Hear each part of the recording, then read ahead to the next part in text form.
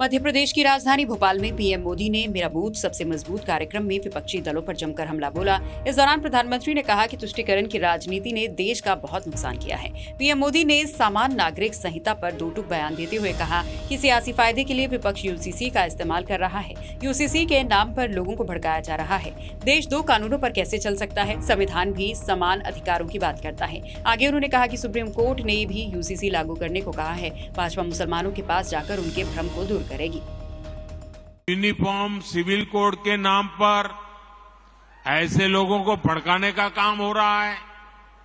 आप मुझे बताइए, एक घर में परिवार के एक सदस्य के लिए एक कानून हो, परिवार के दूसरे सदस्य के लिए दूसरा कानून हो, तो क्या वो घर चल पाएगा? क्या कभी भी चल पाएगा? क्या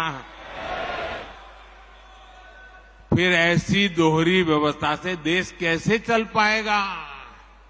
हमें याद रखना है कि भारत के संविधान में भी नागरिकों के समान अधिकार की बात कही गई है।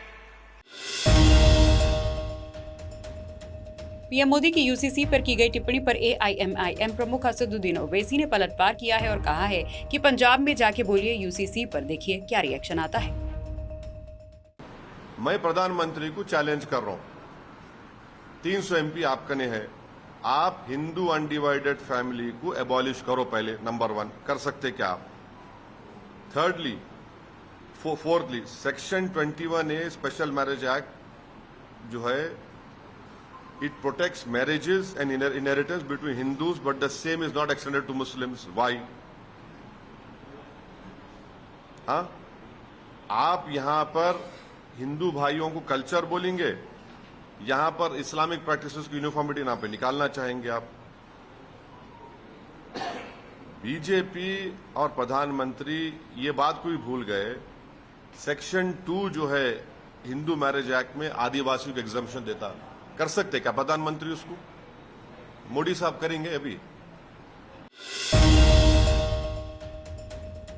पीएम मोदी के भोपाल के लाल परेड ग्राउंड के मोतीलाल स्टेडियम में हुए कार्यक्रम को देश के अलग अलग बीजेपी कार्यालयों में लाइव देखा गया। पीएम मोदी ने भाजपा के कार्यकर्ताओं को संबोधित किया। स्टेज पर पीएम मोदी के साथ राष्ट्रीय अध्यक्ष जेपी नड्डा, सीएम शिवराज सहित प्रदेश अध्यक्ष वीडी शर्मा मंच पर मौजूद रहे। पीएम मोदी ने मेरा बूथ सबसे मजबूत अभियान की शुरुआत की। इस प्रोग्राम को बीजेपी के जम्मू कश्मीर कार्यालय में प्रदेश बीजेपी अध्यक्ष रविंद्र रैना ने पार्टी नेताओं और कार्यकर्ताओं के साथ देखा।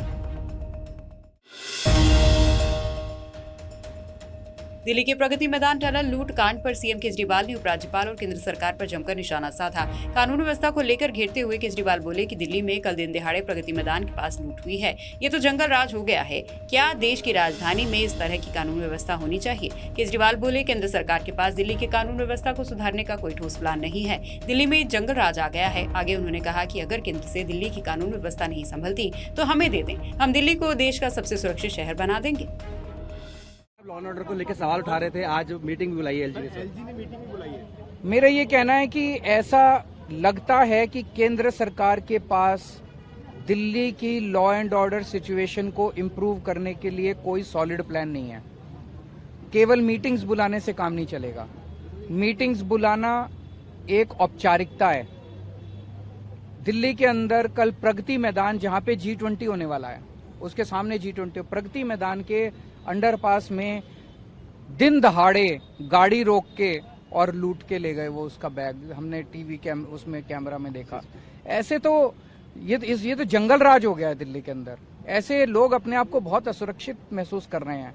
आज सुबह सुबह मैंने देखा कोई किसी मार्केट के अंदर पीछे से ताला तोड़ के उसको लूट के ले गए। ये हो क्या रहा है दिल्ली के अंदर? क्या हम कह सकते हैं कि क्या देश की राजधानी के अंदर इस तरह की कानून व्यवस्था होनी चाहिए? उसका एक ही कारण है कि केंद्र सरकार और एलजी साहब 24 घंटे केवल और केवल दिल्ली सरकार के काम रोकने में अपनी पूरी एनर्जी लगा रहे हैं। कैसे दिल्ली सरकार के स्कूल रोकें, कैसे इनके मोहल्ला क्लिनिक रोकें, कैसे इनकी पानी की सप्लाई रोकें, कैसे इनकी बिजली रोकें। मेरा उनसे निवेदन है कि आप हमें हमारे काम करने दो, आप अपने काम करो।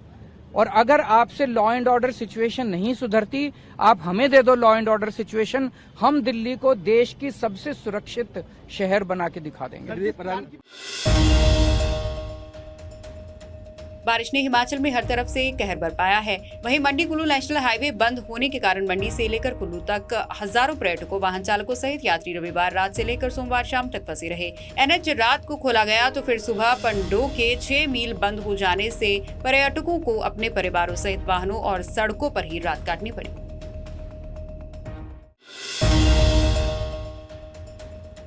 लंबे समय से जेल में बंद अपराधी लॉरेंस बिश्नोई लगातार सुर्खियों में है। वो जेल के अंदर से भी अपना नेटवर्क चलाता रहता है।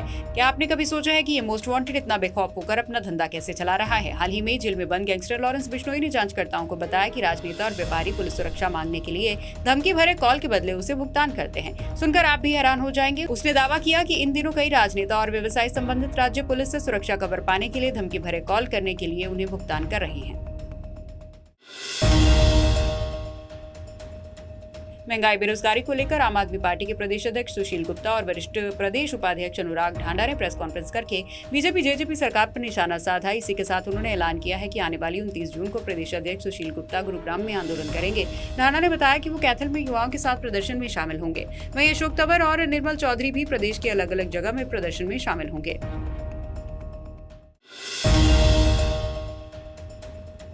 जम्मू कश्मीर के कुलगाम में सोमवार रात एनकाउंटर हुआ है। यहां आतंकवादियों के छुपे होने की खबर मिलने के बाद सुरक्षा बल और पुलिस के जवान पहुंचे। करीब 5 घंटे बाद सुरक्षा बलों ने एक आतंकवादी को मार गिराया।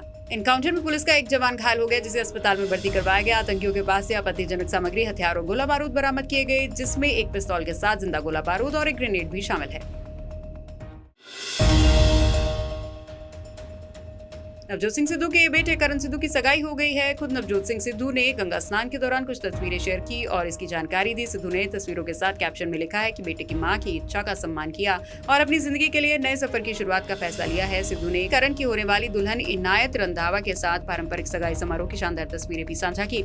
तस्वीरों में सिद्धू अपनी पत्नी नवजोत कौर सिद्धू, बेटी राबिया, बेटे करण और होने वाली बहू इनायत रंधावा के साथ पोज देते नजर आए।